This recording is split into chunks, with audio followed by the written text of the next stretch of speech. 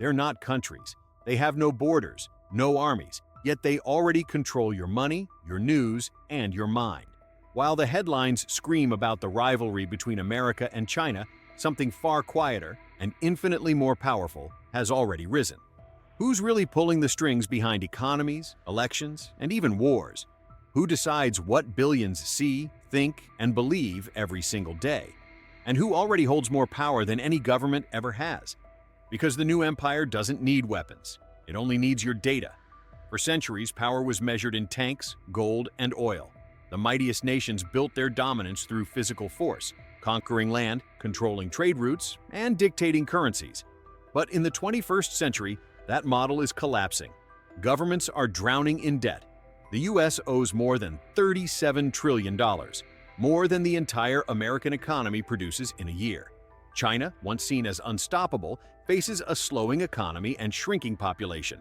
And Europe, caught between dependency and division. Traditional power is cracking. Elections paralyze democracies. Global supply chains tie nations together in fragile interdependence. Even superpowers can't move without the permission of a dozen others. So, if countries are losing control, who's gaining it? Look closer. Power didn't vanish. It simply moved. It shifted from parliaments to platforms, from generals to engineers, from governments to corporations. Apple, Microsoft, Amazon, Alphabet, Meta. Together, these 5 American tech giants hold a combined market value of over $13 trillion as of early 2025. That's more than the GDP of every nation on Earth, except the US and China. NVIDIA, once a chip maker, is now the world's most valuable company at $4.16 trillion. Its processors fueling the rise of artificial intelligence. And it doesn't stop there. Microsoft controls 70% of the world's computer operating systems. Google handles 92% of all global search queries. Amazon dominates 39% of US e-commerce, while Meta's platforms, Facebook, Instagram, WhatsApp, Messenger, connect nearly 3.9 billion users. That's half of humanity inside a single corporate ecosystem. These aren't companies anymore. They're digital nations, each with its own citizens, economies, and laws. Except you never voted for their leaders. So how did they get this powerful? And why did no one stop them? Their empire wasn't built with tanks or treaties. It was built with data. Every click, every photo, every "I agree" fuels their dominance. They offer free services, then harvest the information that makes them indispensable. The result? Data worth trillions, and insight into your habits more detailed than any government surveillance program. But information alone isn't power. Infrastructure is. Amazon Web Services, Microsoft Azure, and Google Cloud now run over 60% of the world's cloud infrastructure. Your bank, your hospital, your government's databases all rely on private clouds owned by 3 corporations. The US Department of Defense, the CIA, even NASA, all store their most sensitive data on Amazon and Microsoft servers. Governments now rent their digital backbone from private companies. And when they try to regulate that power, they face another wall: lobbying. In 2024 alone, Big Tech spent $61.5 million influencing Congress, more than the defense or pharmaceutical industries. That's not lobbying, that's legislative insurance. But here's the part that should truly concern you.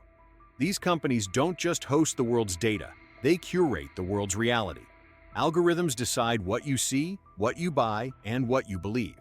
They determine which voices rise, which are buried, and which disappear entirely. They don't control governments. They control the citizens governments depend on.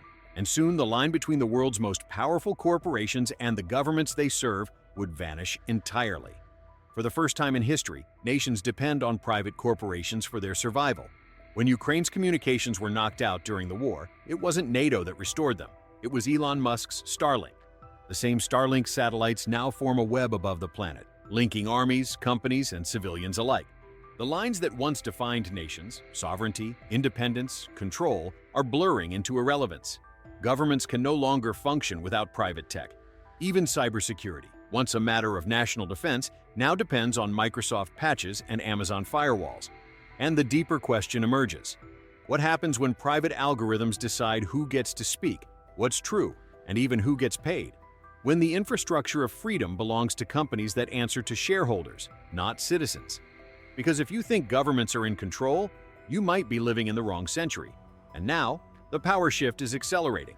Artificial intelligence isn't just the next step in technology, it's the final lever of control. Over 90% of cutting-edge AI compute power, the hardware, the servers, the energy that trains intelligence itself, is owned by fewer than 10 corporations. The race to build smarter machines has become the modern arms race, except this time, the weapons are invisible. In 2024, private companies spent more than $200 billion on AI, outpacing most governments' entire research budgets. Whoever controls AI doesn't just build products, they shape perception, decision-making, even democracy itself. Because AI won't just power your phone or your car, it will power your courts, your schools, your armies, and your news feeds. It will predict wars before they start, and maybe one day decide who wins them. And when that happens, ask yourself, who will truly run the world? The country that commands soldiers, or the corporation that commands intelligence? The next empire won't need presidents or parliaments. It'll run on code. So where does that leave us? We're entering a world where the balance of power no longer sits between nations. It sits between networks. A handful of corporations already control the digital veins of the planet. Every transaction, communication, and decision flows through them. If they cut the cord, economies fall. If they censor speech, revolutions die. And if they decide to rewrite the rules, who's left to stop them? There are two futures waiting to be written. In one, technology and humanity merge, not in conflict, but in harmony. A world where artificial intelligence amplifies human creativity, where innovation belongs to everyone, and where borders fade not because of conquest, but because of connection. Imagine a global digital democracy where the same tools that once controlled us now empower us, giving every person in every corner of the world a voice that can't be silenced. But the other future feels far closer. A world where power narrows instead of expands, where a handful of unelected CEOs control the algorithms that decide what you see, what you buy, even what you believe. They don't wear crowns or command armies, but their influence is absolute. Their code writes the laws of the digital world, and soon, maybe the physical one too. They'll live on through their machines, their decisions encoded, their empires automated, their power immortalized. And when that moment comes, we might not even realize we've crossed the line, because the takeover won't come with an invasion, it'll come with an update. Both are possible, both are already unfolding, and every click, every search, every login decides which one we get. You're already living inside someone else's empire. The question is, do you even realize it? Because the superpower of the future won't have borders or armies. It will live inside every screen, every satellite, every bite of your life. This is who will really run the world, and they already are. If you got value from this video, make sure to like and subscribe. And don't stop here. Click the video on your screen for another deep dive into economics. See you there.